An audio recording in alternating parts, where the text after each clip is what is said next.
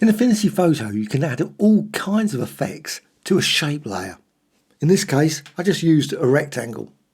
And the effect that I'm using, procedural texture. So just create a rectangle, very simple shape, and then go to filters and down to colors and procedural texture, right at the bottom. So procedural texture, it's one of those filters that's really odd. There's not much in it when you actually start. It's turned it into a pixel layer. It's no longer a shape. Got to remember that. Well, you've got lots of presets. Now, some of these ones obviously I've created, but I'm just going to go down to this one, smoothed bars. And these presets are great start points. Just use it.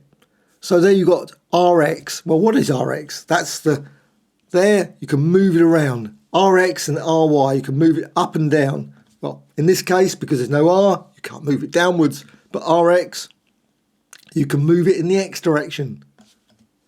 Also, you notice you've got some parameters. You've got A and you've got B. And you've also got this, W. That's the width of the document. But also one thing about this panel is really useful is you can expand it out. So you can just drag it out a bit and you can see the entire thing. Now this is for the red, green and blue channel. If you were using CMYK, etc., it would have a different set. But I'm going to just set that to green and blue. Deselect them. So now all that's active is the red channel. Red channel is active and I can then modify this. And I'm just going to modify it in a subtle way. Just put, instead of RX, you can put bracket RX minus RY. And that goes in a different direction. Goes diagonally. So it's a very quick change that you can make. Now you don't have to do that, of course. You can do much the same with just a standard checkerboard design. But what you can also do is with this design here, you can just select it and copy it and paste it and put minus. Now if I do that, it goes down to 0. All this equation filters, all these things, all of them are between 0 and 1. Doesn't go to 2, doesn't go to 3. Everything that works out in here is set to 1 all the way through down to 0.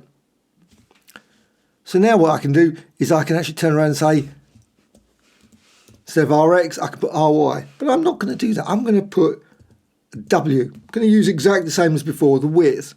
So now you can see what happens. You get these diamond designs. Now, unfortunately, it blocks it off so you can see the diamond now. Again, it's still in the red channel.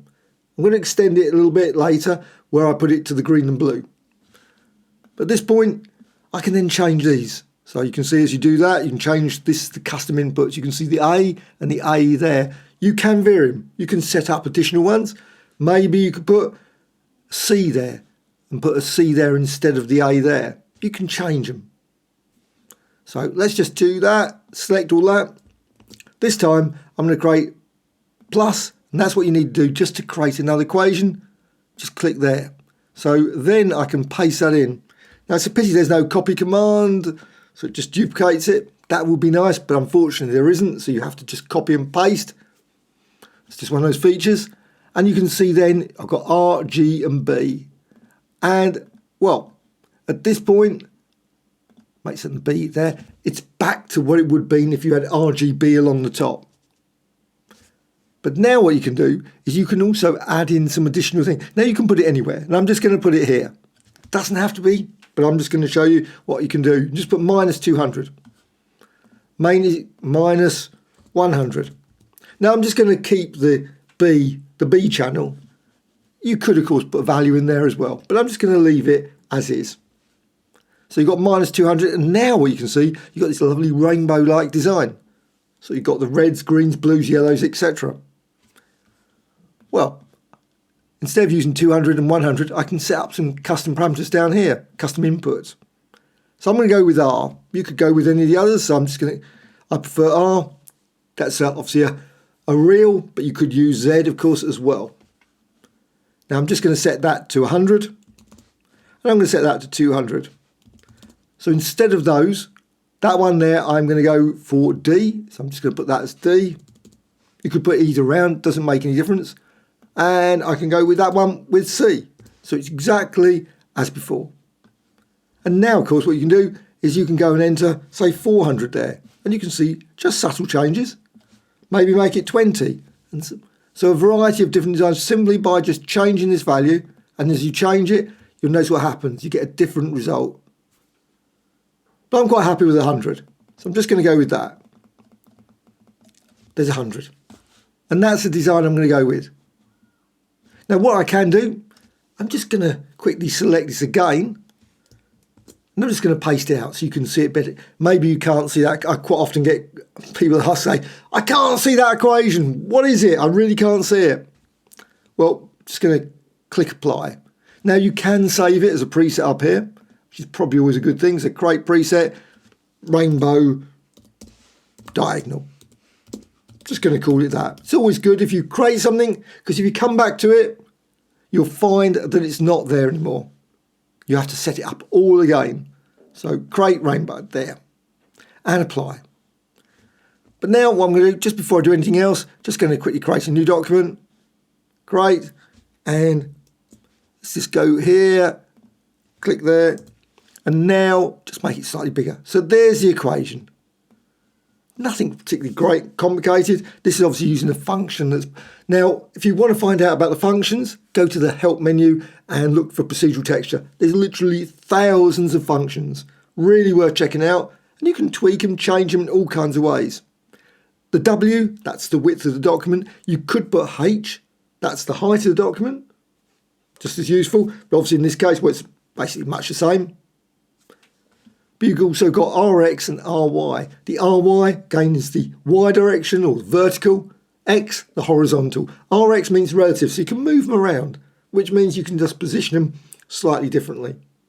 And the A and B, well, they're the custom inputs you can create at the bottom using those along the bottom, the R and the Zs, etc.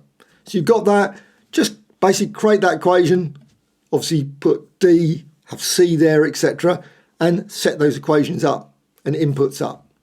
So let's go back now to this. And now what you can do, you can obviously modify this as well. This doesn't have to be the end point.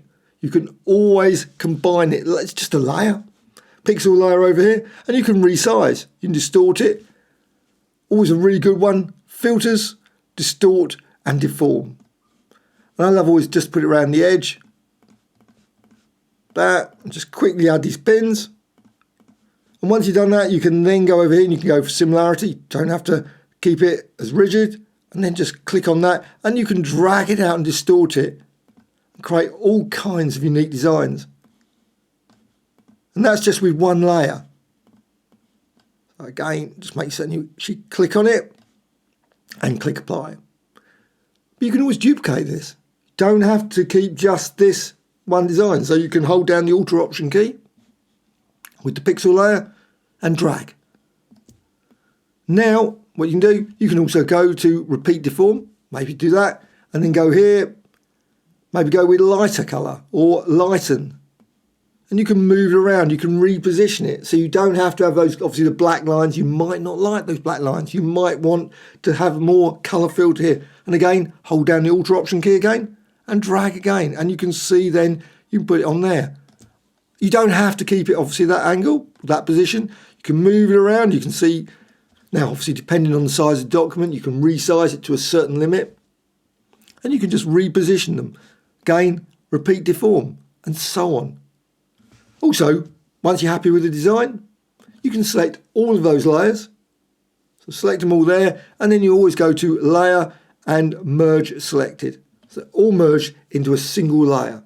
And of course, you can then use that design, maybe with another shape or another design. So if you want it, say, as part of a star design, you can always go to edit and copy or edit and cut if you don't want it completely. Go and select a different shape, maybe a triangle. And then you can then go to edit and paste inside. So that design now is inside there. And then of course you can move it around. So go to the triangle and reposition that triangle. So you've got that lovely, wonderful, colourful design there. A good thing to do if you've got a design you really like, I always think, is to go to Window and Assets. So in your Assets, you can see there, I'm always saving stuff to it. quite often in badly located categories, but unfortunately that's what I do. So click there and add from selection. So I've currently got that design selected, so you can add from selection, and then you've got that there. And then of course you can remove it. So you can do that, delete it, and you've got this design, and you can drag it back in at any time. And of course, hold down the Alt Option key, drag, duplicate, and maybe go again to blending modes, go with lighten, and combine it again and again to create even more abstract and wonderful designs. Whatever you wish to achieve with your design, as well as of course repeat, deform, etc. Well, I hope you found this tutorial about the procedural texture of interest. There is literally millions and millions of functions you can do with that procedural texture, and I will be going through quite a lot of them in these videos. Any questions? Please let me know. Bye.